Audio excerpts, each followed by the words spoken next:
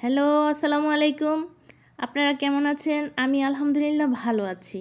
আর ভালো থাকেন, আমার এটি দোয়া। আজকে আমি লাউ চিংড়ির রেসিপি দেখাবো। লাউ দিয়ে চিংড়ি মাছের ঝোল, যেহেতু পানসে তরকারি একটা, তো বেশি মশলা ব্যবহার করতে হয় না। আমি প্রথমে হাঁড়িতে তেল এবং পেঁয়াজ দিয়ে দিলাম।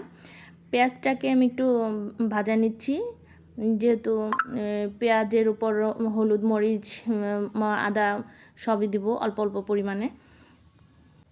লাউ দিয়ে চিংড়ি মাছ রান্নাটা খুবই মজাদার একটি খাবার। তো আমি হলুদ দিয়ে দিলাম অল্প একটু করে। এখন একটু মরিচ দিয়ে দেব, বেশি ঝাল করা যাবে না, তো বেশি মরিচ আমি দেই নাই। তো এর ওপর একটু আদা রসুন লবণ দিয়ে দেব। একটু পানি দিয়ে দিলাম যাতে কষে নেয়, কষানোর জন্য একটু হালকা পানি দিয়ে দিলাম।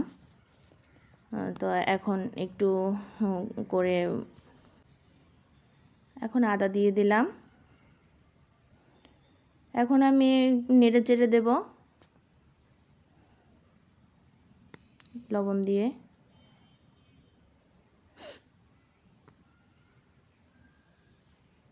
নেড়ে চেড়ে নিচ্ছি।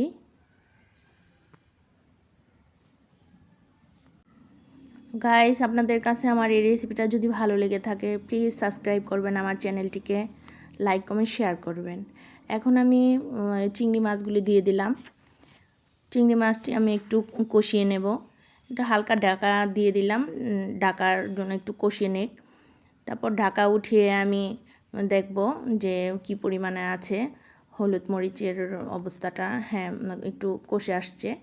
তারপর আমি একটু নেড়ে চেড়ে নিচ্ছি এপাশ ওপাশ করে। তো দেখছি আমি কষে আসছে। একটু তেল হালকা উপরে বেশি না আসলে তো কষানোটা পরিপূর্ণ হয় না। আমি হালকা করে অল্প অল্প করে আমি লাউগুলি ঢেলে দেব।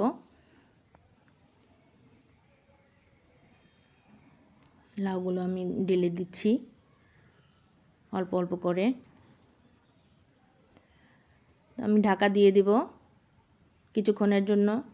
এখন আমি ঢাকাটা উঠিয়ে এপাশ ওপাশ করে দেব লাউগুলা।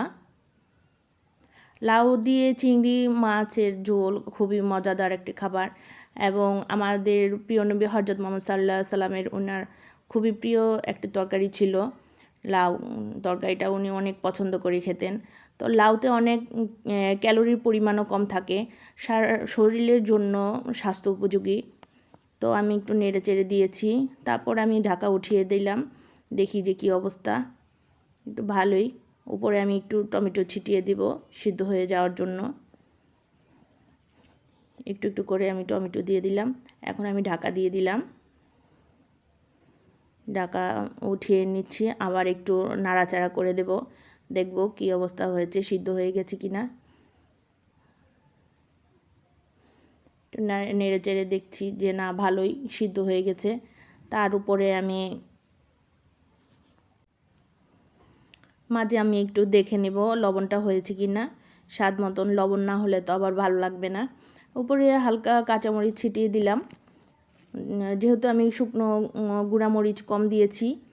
তো এখন আমি ধনেপাতা দিয়েছি। আমার লাউটাও পরিপূর্ণ সিদ্ধ হয়ে আসছে, তরকারিটাও পরিপূর্ণ হয়ে গেছে। তো এখন আমি একটু ধনেপাতা দিয়ে একটু নেড়ে দেব, এপাশ ওপাশ করে দেব। এপাশ ওপাশ করে দেওয়ার পর তরকারিটা আমার সম্পূর্ণ হয়ে গেছে, আমি বুঝতে পারছি। তো এখন আমি তরকারি নামিয়ে নেব। নামিয়ে আমি একটা বাটিতে ঢেলে নিচ্ছি। হ্যাঁ, আমার তরকারি প্রস্তুত। তো আমার এই রেসিপিটা যদি ভালো লেগে থাকে, প্লিজ সাবস্ক্রাইব করবেন। আল্লাহ হাফেজ।